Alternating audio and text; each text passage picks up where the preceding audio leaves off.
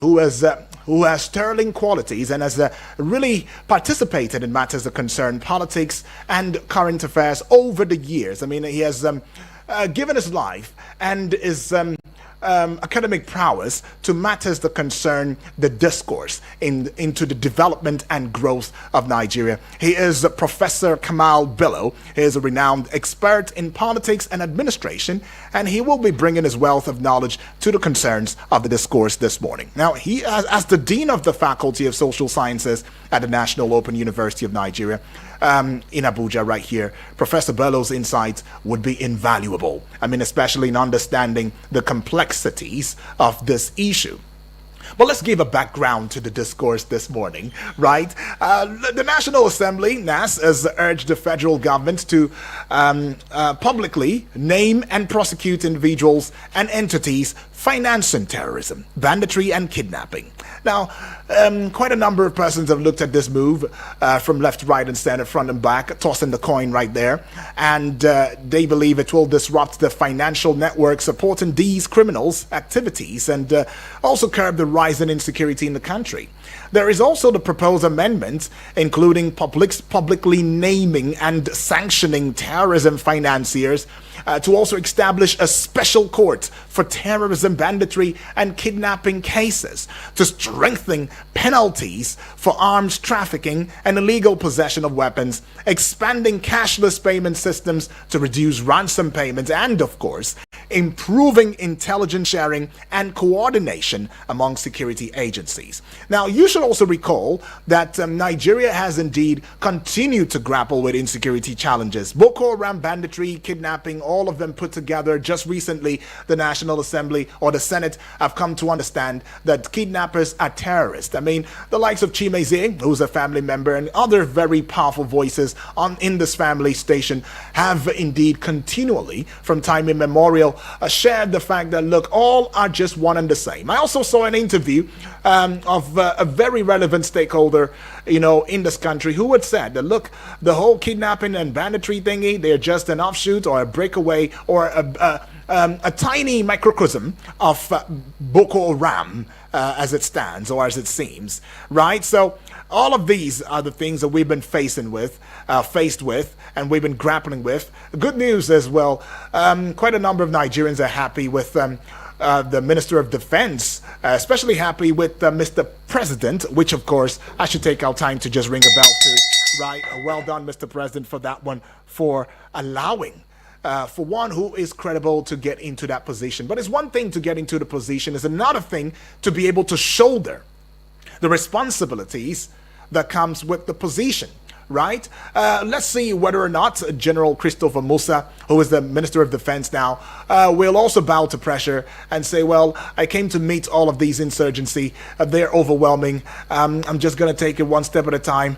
I don't know how to really fix it, but I'll do my best. Or is going to indeed give marching orders and do the needful, show strength, show will, and indeed restructure the military to ensuring that we combat terrorism and bring it to a halt. I mean, because the displacement of lives and the peoples of Nigeria is something that nobody wants to see. I mean, I don't think you want that. I don't want that either. So the current administration is making efforts to addressing these issues, but the situations still remain critical.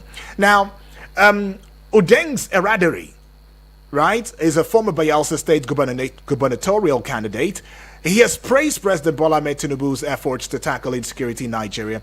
He has also commended the appointment of General Christopher Musa as the Minister of Defense. And he also went further to emphasize that the problem of insecurity is largely due to moles in government, the APC, the National Assembly, the civil service, and the security architecture. Now, those are not my words. Those are the words of Udeng's Eradiri, right? And for him to have said that, it means that he has credible information to back it up. Now, the National Security Advisor, NSA, Malam Nuhu Ribadu, on the other hand, has warned that any individual or group attempting to spread terror or undermine national security in Nigeria, they will all face decisive action.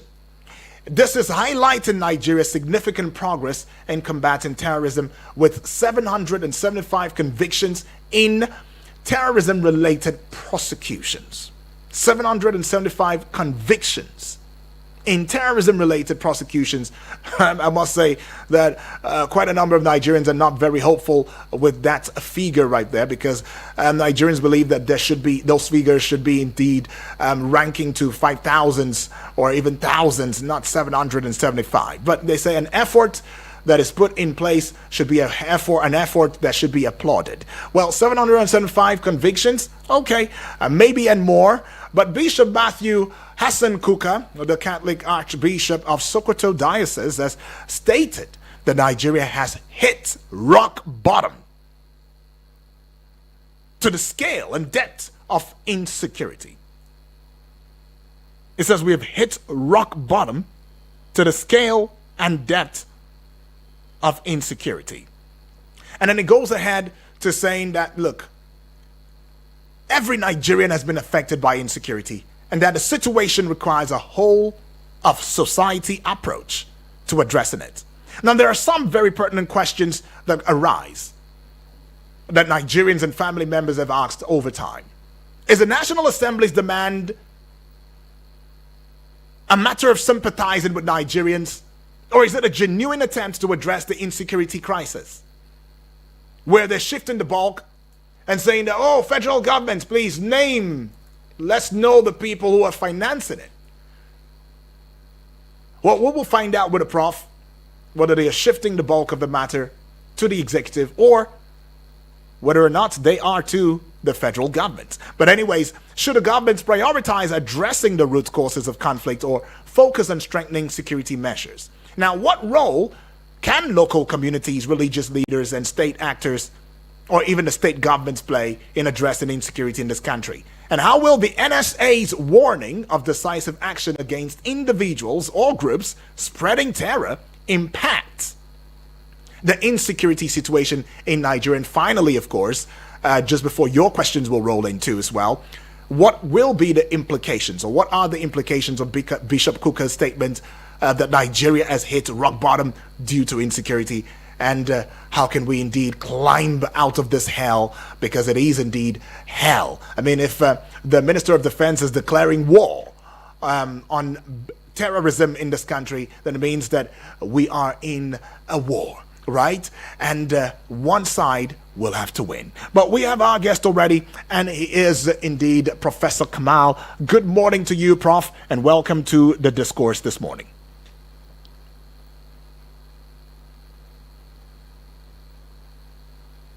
Hello, Prof, are you there?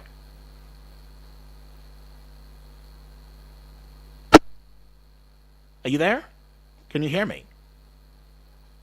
Yes, I'm hearing you. Oh, okay, go ahead. Welcome aboard, Prof. At one point there, we just could not connect with you based on the audio. But anyways, everything is set now. Prof, talk to us. Talk to us. I mean, you are one who has been in the political, atmosphere, especially from the place of the academia. And you have lent your voices in the discourse. You've also followed through, some of the political trends in this country. And your observances and submissions have been very, very on the spot. What do you think about, the matter in discourse this morning as it pertains to the National Assembly urging federal government to name terrorism financiers amidst rising insecurity in Nigeria? Thank you very much. I think recently I read somewhere that the federal government named some people that are financing the terrorists. There's one Mamun. He was the proprietor or so of one of these online publications, who was arrested in Saudi Arabia. And they named some bureau de change where they are changing this money. I think the names are there in this press, if it is not a wrong name, if it's not a fake news. So asking federal government to name at this time, I don't think it's necessary, because it's just diversionary. What we needed now, either financier, either the actors, either the behind the scene.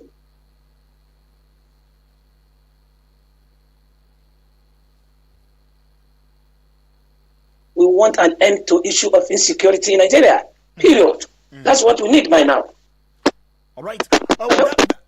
That being said, Prof, hello? Yeah, I'm here. We can hear you. Yes. Yeah. I said what we needed now is to put an end to this insecurity issue. All right. It's consuming us. Wonderful. It's consuming our life. Wonderful. Consuming our property. Right. consuming our lives, Okay. consuming our resources. So let's put end to it. The money for budgetary, for roads, for infrastructure, for school, for educational development is being affected to insecurity. Either they name the sponsors, either they name the financier.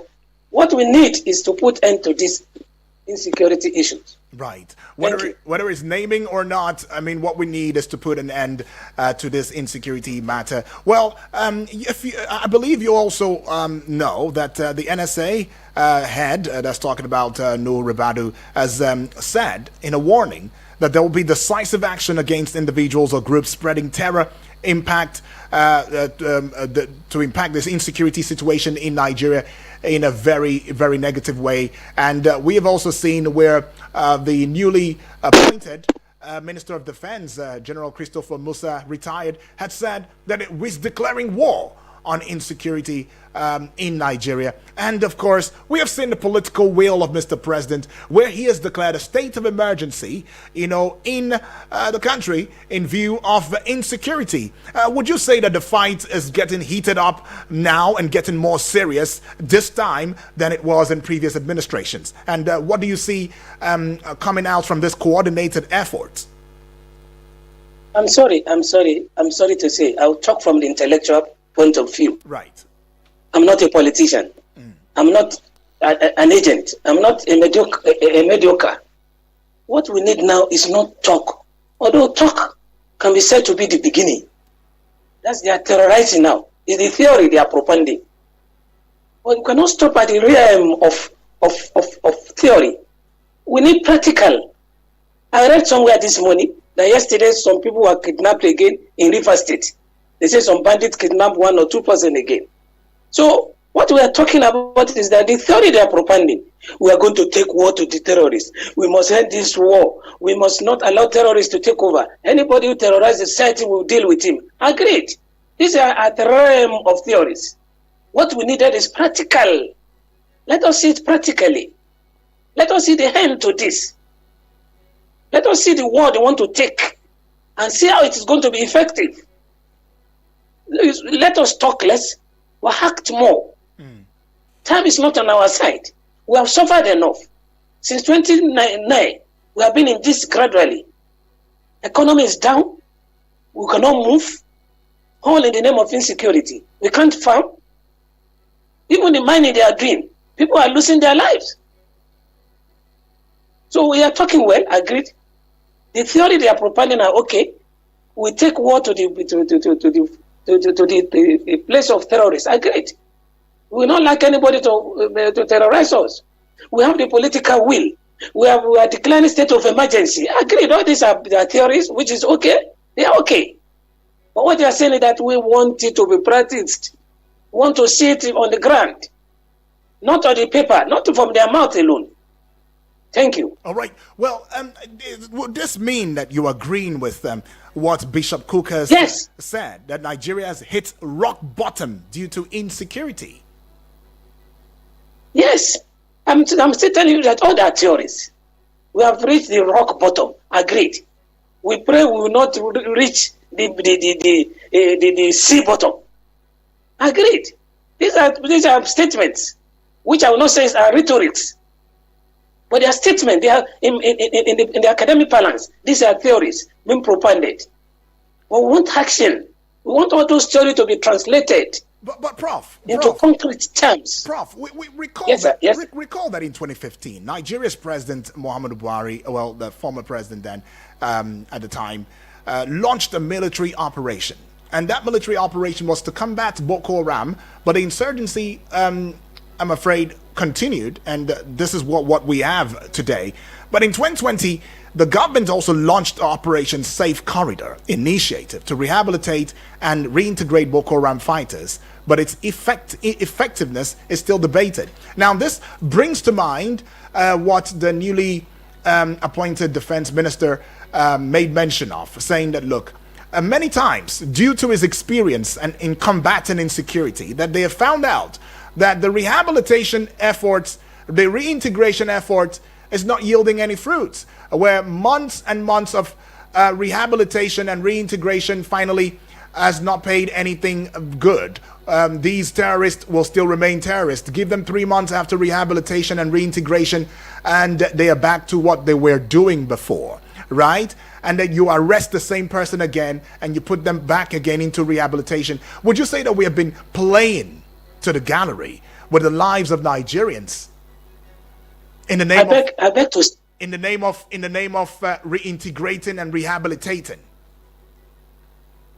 I beg to start from 2015, okay, when Buhari came in. When Buhari came in, there were 22 local governments in Borno, Adamawa, and Yobe under the control of Boko Haram. There was no bandit. Under the control of Boko Haram. Haram. 22 local governments. 22, okay. 22 local governments. There was no banditry then, seriously, in the Northwest. The concentration of Buhari was in 2015 was on the Boko Haram axis of Northeast. And as he promised, he rooted all of them away from those local governments. He rooted them away. I remember vividly. The Boko Haram occupied Mubi, a commercial town in Adamawa State. They drove the emir of Mubi away. He went to Yola. The Boko Haram occupied the place. Their Khalifa was in the palace of the emir of Mubi. When Buhari came in 2015, he rooted them away. And that was the first promise. All this was a Northwest issue now came up after 2015. It was not there then. Then let us now come the issue of rehabilitation and rehabilitation. I'm sorry to say, we read that these are the policies or advice from the Western world. You know, in Western world today, they have erased capital punishment from their law book. But we cannot continue to say a criminal will be rehabilitated and he did not change his attitude. The chemistry, the making of an African man or Nigerian man is not the making of an American man who can be rehabilitated psychologically, or socially, religiously, otherwise, and become normal. Nigerians, if the thing is in the blood, is in the DNA, it will continue. There's need for capital punishment for criminals who killed others. Why? Others intentionally to carry away their property, and you say you are rehabilitating them. You rehabilitate them, did not change. If you know where they are keeping them, they are enjoying more than that. Because every amenities are provided for them in the name of their AC, food, supply. They know, if you see them, they are shining. They don't have problem. And in the name of rehabilitation, radicalization, want to radicalize them. They are radicals, but you are misled, agreed. But there's limits to how you can do this for a Nigerian, for an African man. Because it's there, as if it's DNA. It cannot change. Criminals are criminals. And they should be dealt with in the manner to be dealt with. People killed. They kill people. They went to train, hijacked the train, carried people away, collected money. Sometimes they even kill that person. And when they are caught, you now say the next thing is to rehabilitate them. And then you keep them under good condition. Build a big house for them. Giving them food 3 times in a day. Giving them a medical facility that me, that I'm a right citizen, could not get. And at the end of the day, they come out again and they released and went back. So those people just need to be executed. Okay. There must be capital punishment in our law. Right. Thank you. All right, there must be capital punishment in our law. You heard the prof right there. But I mean, I want you to also tell me what you think about, this idea of the National Assembly calling on to the federal government to say, please name the names and the financiers and lay sanctions on them and all of that. I mean, we also saw the drama that went down during the screening of the Minister of Defense, where after all was said and done, it felt like the Senate just asked him to take a bow and leave, if not for the intervention of the Senate President, Godswill Akpabio, who rose up, stood to his feet, and said, hey, no, how do you just say take a bow and leave? I mean, we should hear from the Minister of Defense, speak to us, tell us what he thinks in terms of the kinetics and non-kinetics and all of that without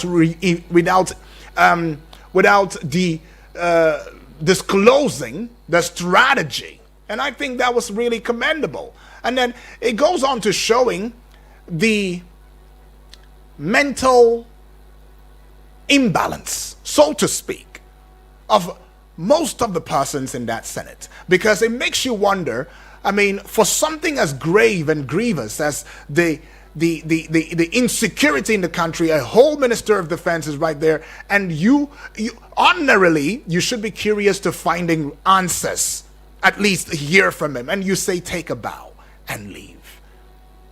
Kudos to the Senate President right there, who stood up to his feet and said, no, Minister of Defense, speak to us. How do we go about this? And in the speech of the Minister of Defense, we were able to understand certain things and see the agility that he will be bringing on the table as he engages other relevant stakeholders and ministries, departments, and agency to ensuring that we indeed stamp out or stem out this insecurity and insurgents in our dear country, Nigeria. Now, the number is 0907-353-0044. The other number is 0908-766-8888. Right? I'll give you the numbers again. 0907. All right, let's just stick to this particular number. 0907-353-0044. All right, taking this call. Hello, good morning. Good morning. Good morning to you. Yeah, I'm Chimeze calling from Gogolada. Welcome aboard, Chimeze. Talk to us, Chimeze. Thank you. Your analyst is speaking very well. Right. You understand something? We want to copy the Oyibo people, but we don't copy everything they do. Oyibo people, we just jail people, terrorists, they caught. Off action, okay, offline.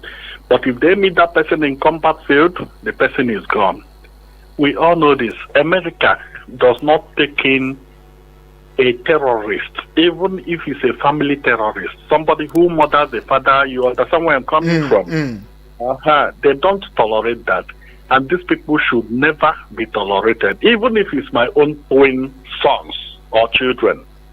Don't spare them no more. They are not supposed to exist, because you have not contributed or been a party to rescuing a kidnapped victim.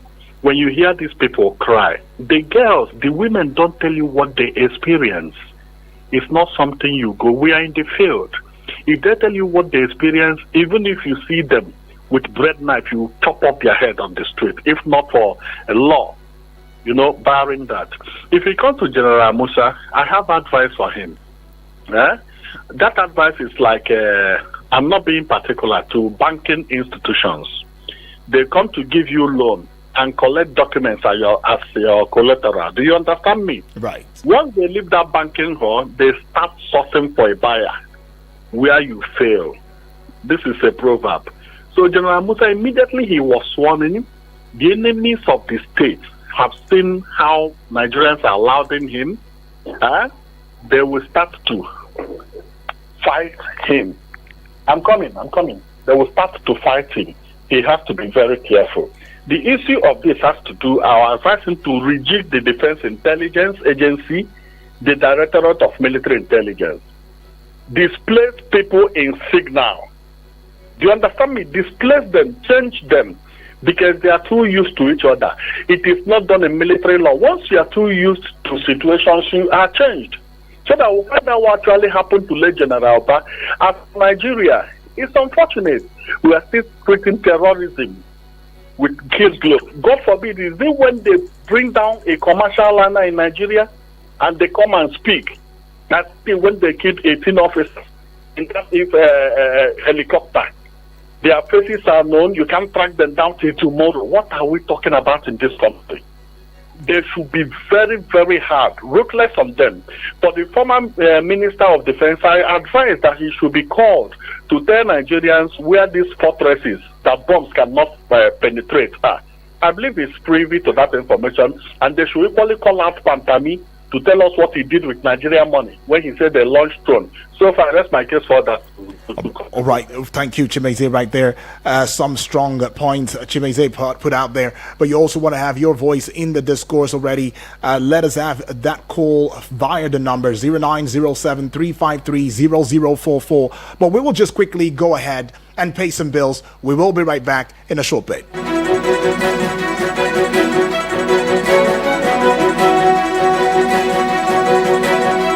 Eagles 102.3 Abuja.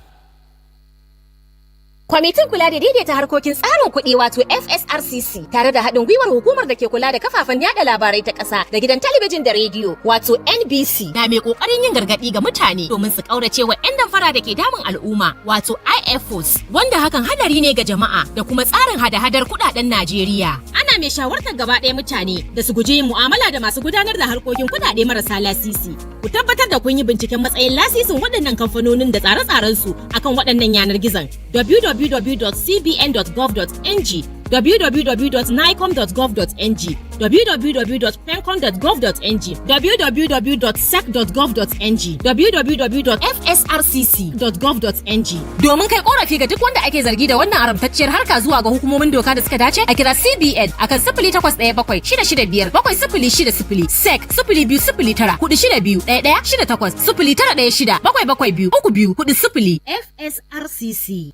The Financial Services Regulation Coordinating Committee, FSRCC, in collaboration with the National Broadcasting Commission, NBC, wishes to draw the attention of the public to the activities of illegal financial operators, IFOs, which threaten public trust and the stability of the Nigerian financial system. The general public is hereby advised to refrain from dealing with unlicensed financial operators who deceive individuals with unrealistically high investment returns. Verify the licensing status of such schemes on this website: www.cbn.gov.ng, www.nicom.gov.ng, www.pencom.gov.ng, www.sec.gov.ng, www.fsrcc.gov.ng. To report any suspicions of illicit financial activities, call CBN 0817-665-7060, SEC 0209-462-1168, 0916-772-3240. Announcer, FSRCC.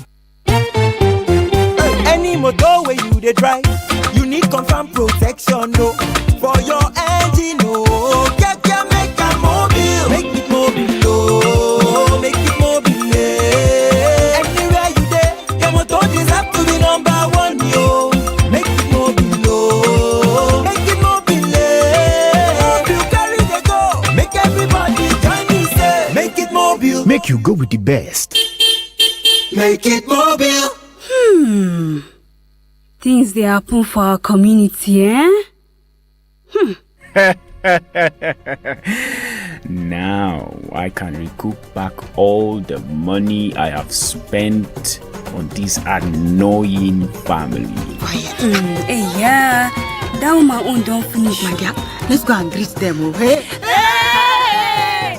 Join Media Coalition and Awareness to hold trafficking, MICAS, on I Wish I Knew radio drama and program every Saturday at 10 a.m. on Eagles 102.3 FM Abuja. Join us to kick human trafficking out of our society. I Wish I Knew radio drama and program is brought to you by MICAS and funded by the Ministry of Foreign Affairs of Denmark.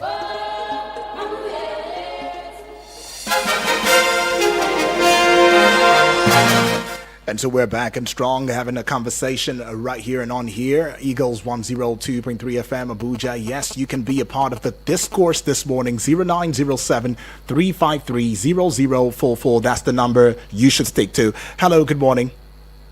Good morning. Good morning to you, Moses. Yeah, welcome aboard. God bless you. This Moses Talk to us. Awesome. Go ahead. Yeah, this morning I was just calling and the thing just cut off. Right. Sorry about that. I want to appreciate your guest over there. The issue of insecurity, UD, is something that we cannot shy away from and we cannot stop to speak. We will continue to speak until this issue of insecurity come to an end. Let it be a story that our generation to come to know that, yeah, there was a time that there was insecurity in this country. Right. Yeah. The challenge of this insecurity that we have been lamenting is the sponsorers.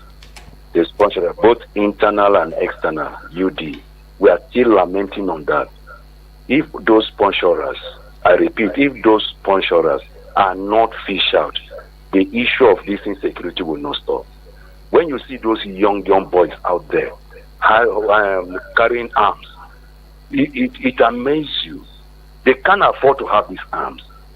You get the point? So there are people who are their backings. They back them up. So until those sponsorers, both internal and external, are fished out, it's a big job for the Minister of Defense. He's going to do a great job. So like your guest just said, let it restructure the system. The security, let it restructure them.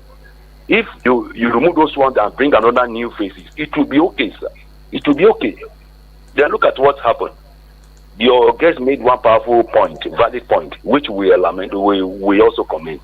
Capital punishment. Right. Somebody who is a terrorist is a terrorist. There is no how you can say you give him orientation. Do you know, UD? It was on this news and headlines that some of them being recruited into our force. Do you see this mess? Somebody who's a terrorist, you train him, you bring him back again to the work, to the force. We lamented and commend those at that time. They say, no, you use a thief to catch a thief. What kind of comment is that? So the new ministers of defense should make sure that those people who have been involved in this terrorism, that were trained and receive them back to the force, should be fetched out. They are one of the things that will not allow this insecurity just to stop. So then our borders should be taken care of. It's going to be a great job for him. We are praying for him. Our borders should be taken care of. Now look at the issue of Kuje prison. Do you know up to date? These people, those terrorists that left Kuje prison cannot be discovered. Do you know that? So simply means that there are internal and also external interference. Terrorists in Kuje prison in the whole capital here escape. They can't trace them. UD, until the sponsorers are fished out to face capital punishment, this issue of insecurity will not stop. Right. But we are still praying for the new minister. The Lord will help him. Right. Okay, appreciate that one from you, Moses. Right, now we're back with you, Prof. Are you there, Prof? Hello, Prof? Okay. Trying to get through with you, Prof, now, to have you come on board. Are you there? Can you hear me? I'm hearing you. Okay. All right, Prof, let me try to connect with you again. Okay?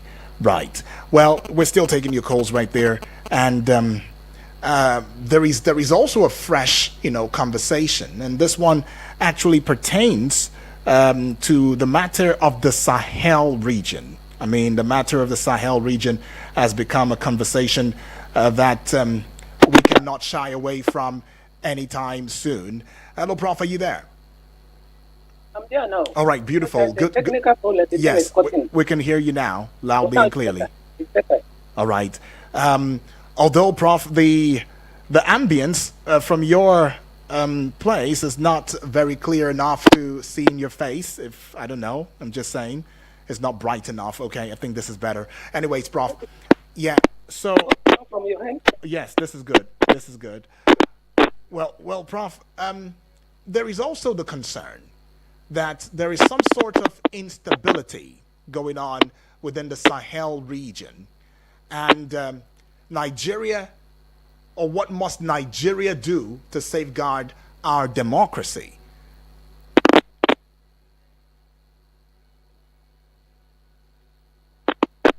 Hello, Prof? The network. Okay. Well, the network playing tricks now. Can you hear me now? Can you hear me? All right. Well, Prof, we'll get back with you. Maybe via phone call, as the visuals is having a bit of an issue right there. But you also want to contribute your voice in the discourse already. I mean, what are your concerns? What do you think? Where the National Security Advisor, Nuhu Ribadu, as of yesterday, stressed the urgent need for Nigeria to safeguard its democratic systems. In fact, he highlighted the fact that the country remains the only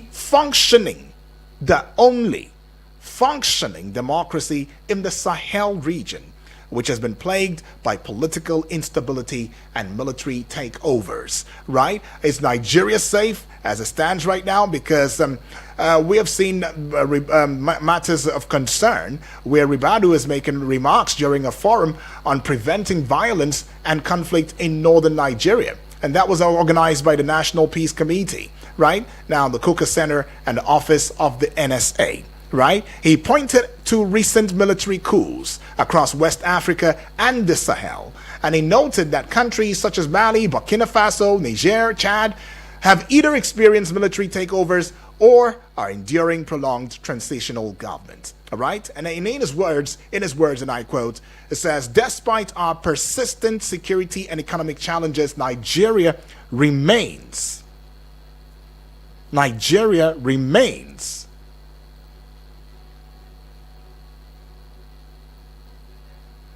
the only country in the belt still operating a constitutional, civilian-led government.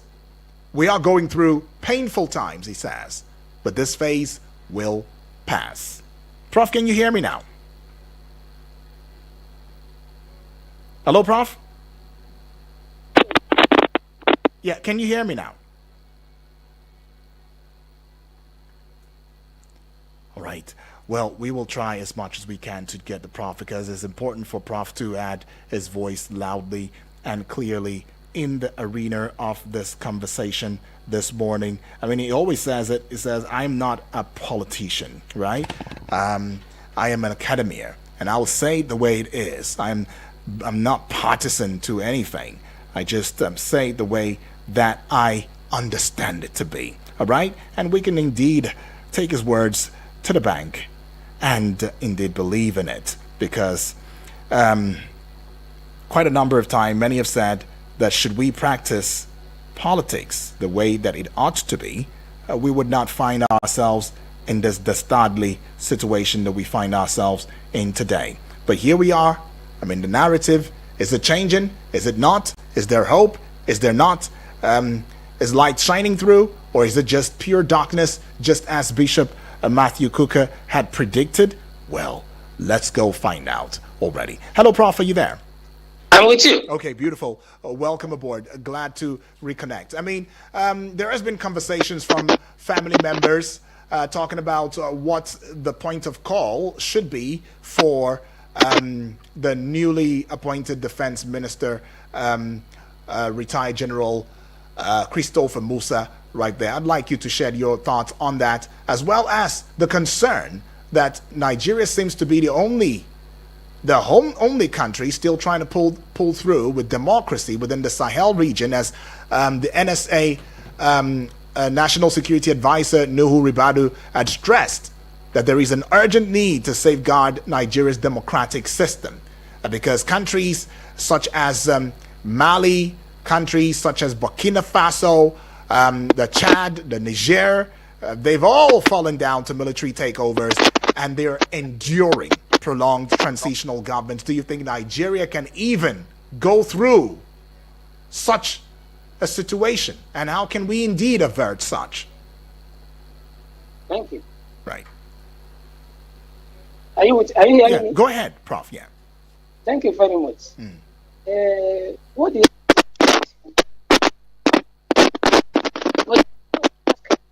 Hello, Prof. Hello.